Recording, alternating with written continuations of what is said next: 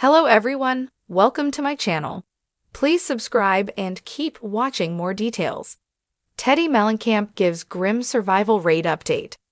Reality star Teddi Mellencamp has made headlines over the past few months, sharing her ongoing health journey, with fans following a skin cancer diagnosis a few years prior. The Real Housewives of Beverly Hills star notably recently spoke about her story with a news outlet. During the conversation, she also explained a devastating health update she received from her medical team. Teddi is known for being the daughter of musician John Mellencamp. However, she's also known for appearing in The Real Housewives of Beverly Hills from 2017 to 2020. She and Tamra Judge are also known for hosting the Two T's in a Pod podcast. Over the past few years, Teddi has also notably shared various health updates with fans, notably being diagnosed with a form of skin cancer, melanoma, back in 2022. By 2025, the cancer had notably progressed to stage 4. In addition, the Real Housewives of Beverly Hills star was also recently hospitalized for brain tumors. On April 10, Mellencamp recently spoke with ABC's Nightline. During this time, she shared a health update with fans concerning her recent cancer battle. On the show, it was noted that Teddi's had many rounds of immunotherapy and also many rounds of radiation.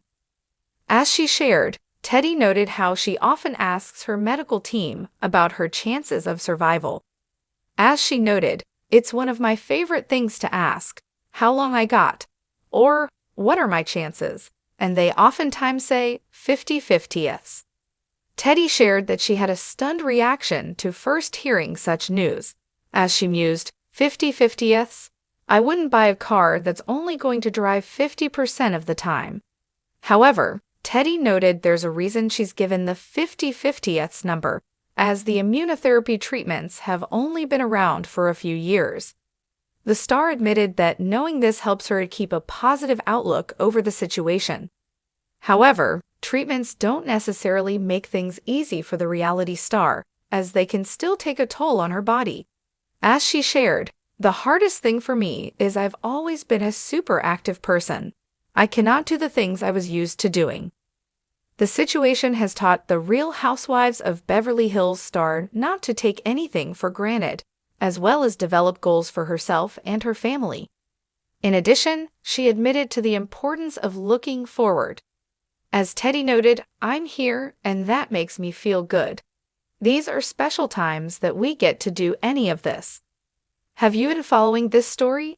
Did you see Teddi Mellencamp during her recent appearance on Nightline?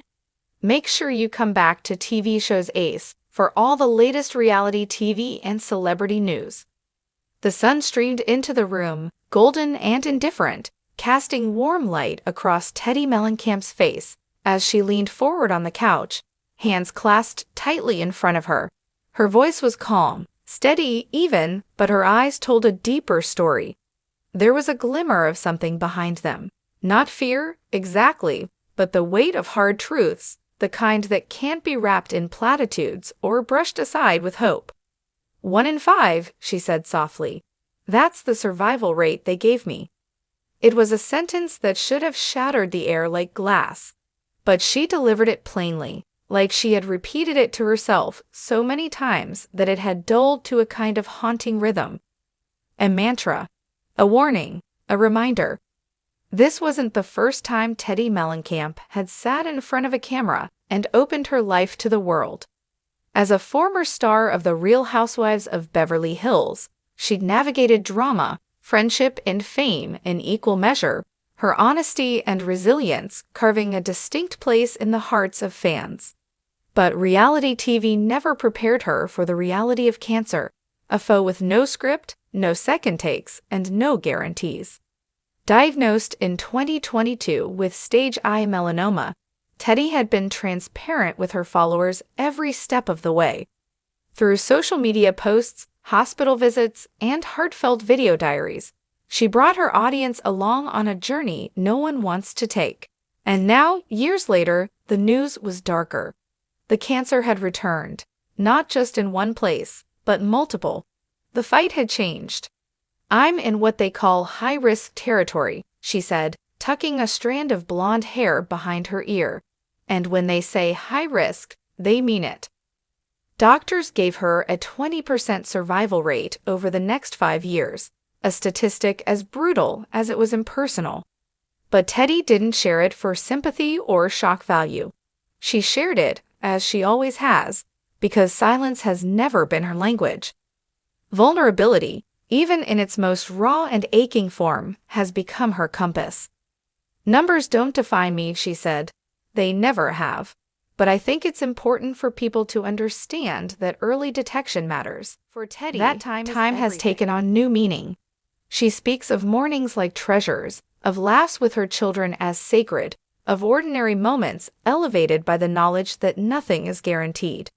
Her youngest daughter recently drew her a picture, stick figures and all, captioned with "Mommy is brave."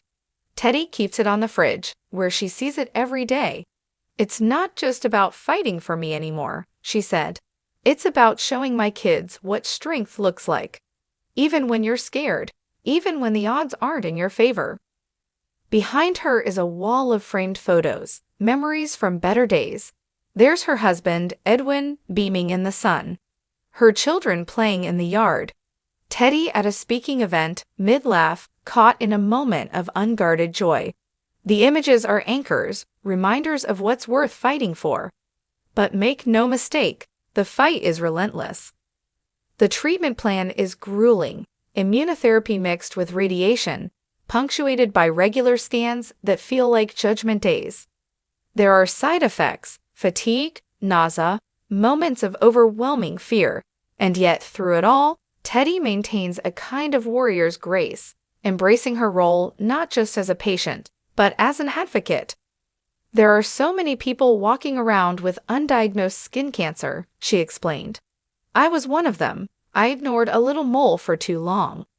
Now, I'm hoping my story can be a wake-up call for others. Her honesty has sparked a movement. Since going public, thousands have reached out with their own stories, of biopsies scheduled, of lesions discovered, of lives potentially saved because of her courage to speak out. For Teddi, that impact is a salve, a purpose born from pain.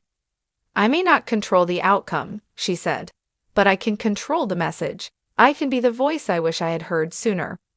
It's a message echoed by those closest to her.